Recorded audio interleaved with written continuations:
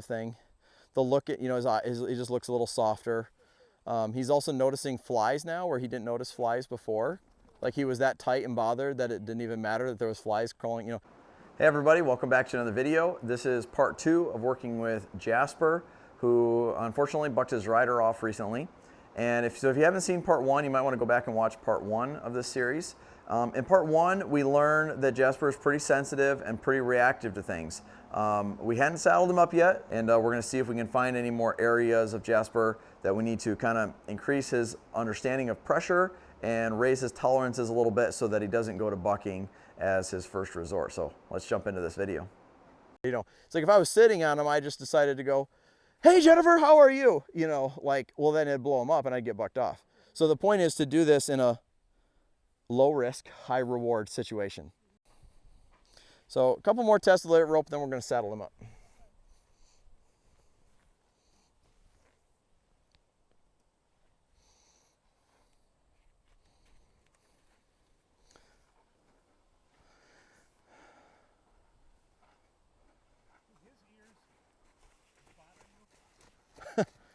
His ears are telling you how quickly his mind is shifting. He's not a real settled horse.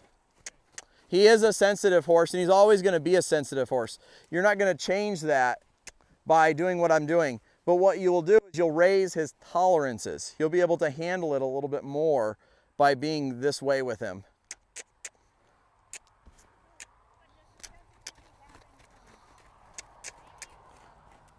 No, it's innate to him. Yeah, he's innately a pretty sensitive horse.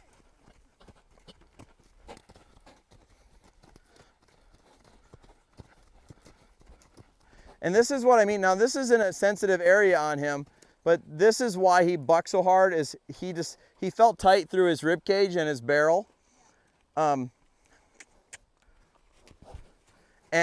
at that point, he decided the cinches were too much pressure for him. Just like right now, he decided this layout rope was too much pressure right there. People underestimate how much pressure it is just to be sitting, you know, sitting on a horse.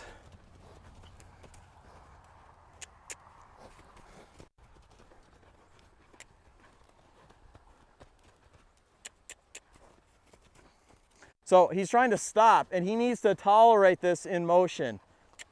So the reaction of a horse that wants to buck is a horse that can't go forward.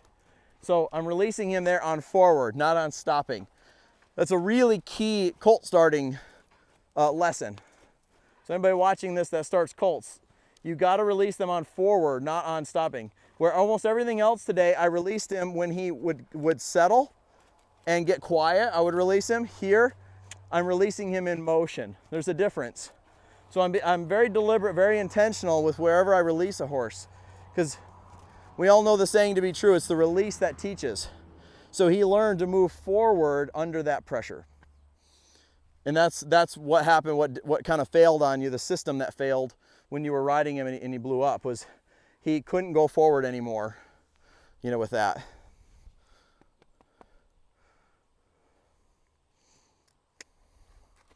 Now, another thing that as I'm getting to know him now and I'm finding out that most of the tension lives in his ribs. That's where the tension is. I'm going to show you 2 more ground exercises that are really helpful for a horse to release tension in their rib cage. Now, you can also get a horse to blow out by just getting him to loosen up through the rib cage. Ironically, people are the same way. When we get nervous, we breathe shallow, our heart rate increases, we start getting sweaty, we start raising our shoulders, and we hold tension here. And pretty much all of us needs to take a deep breath and relax, and so does our horses.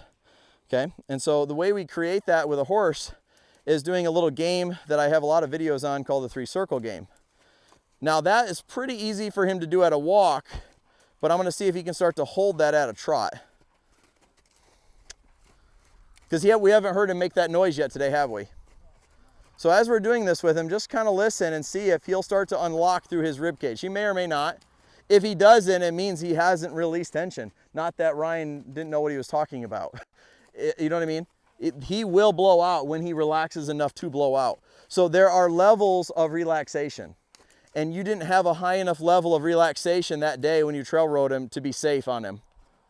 All the other days you did. It was probably by thinner margins than what you realized, but yep. So I'm looking for that inside hind to drive up and under the outside because I'm trying to bend his rib cage. And then the next thing I'm going to start to look for, he already licked and chewed. I'm going to look for him to start lowering his head too. So he's wanting to slow down, that's good. 2,000 years later. Really good. So it's kind of like there's three things. Maintain sideways, feet are synchronized, and head down. That's kind of the trifecta that I'm going for. And we actually started to get it there at the end. So it's a lot more than just sideways.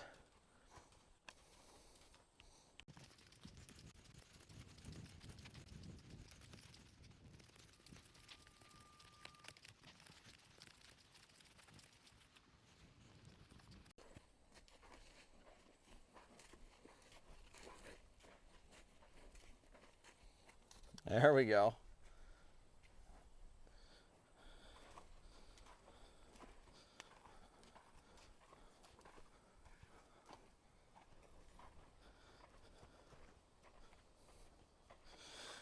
So all these exercises would help him just get more and more settled, you know, and it actually would probably make quite a big difference with him because he doesn't feel like he's had a lot of that.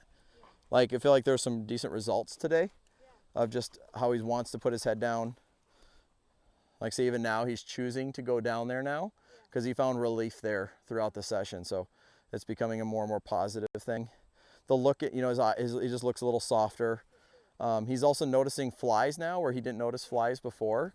Like he was that tight and bothered that it didn't even matter that there was flies crawling. You know, if you watch a fly crawl across a horse's eyeball, what does that tell you about where the horse's mind is at? They're pretty frozen. Not that that happened today, but I've seen that happen.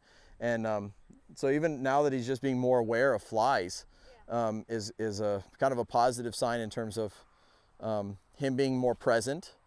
And also if I were to move around him now, you would see a little bit more connection. You see that? So it's more of like him and I are here together, versus when we started, it was just me and then he was reacting to me and we were just two individuals out here connected by a rope. You know, now there's a little more of an energy connection. And that would develop and get stronger and more as we continue to do it. And that's the whole point of all these situations. It's not about any one of those things. I really don't care if he does any of those. It's really about getting to his mind and getting his mind to get softer and for him to learn to find relief with a human being around him more. I think there was a lot of him just tolerating it before that.